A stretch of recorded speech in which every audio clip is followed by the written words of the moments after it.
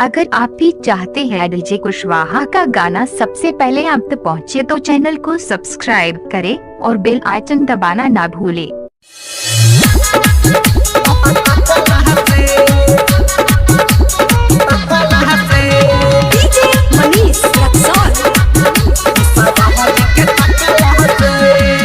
अरे छना भर नाही छोरेला सखी,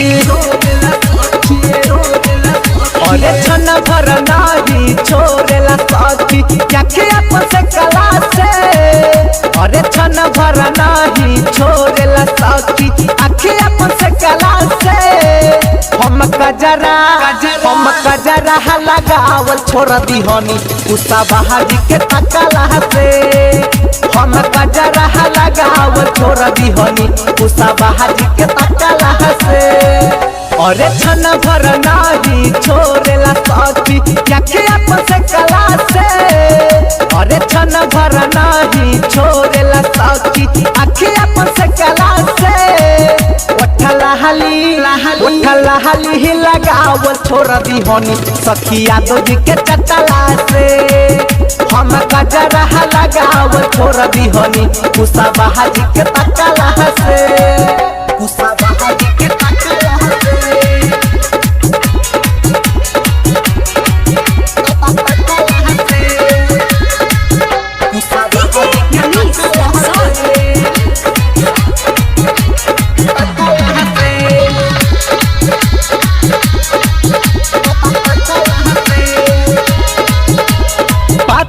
करल नजर में हम बहनिया कनी के काहे कली जे कहियो सोरह सिंगार त चले न दसन राहे, चले न दसन राहे।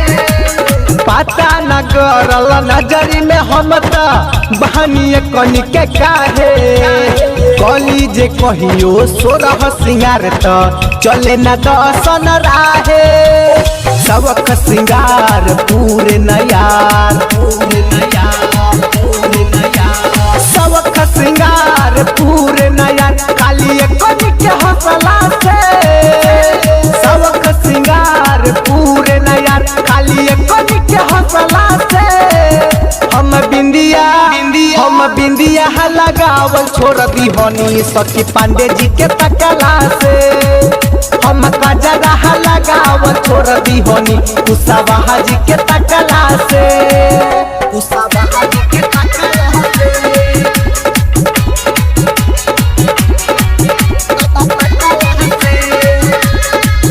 उसा बहाजी के तकला से।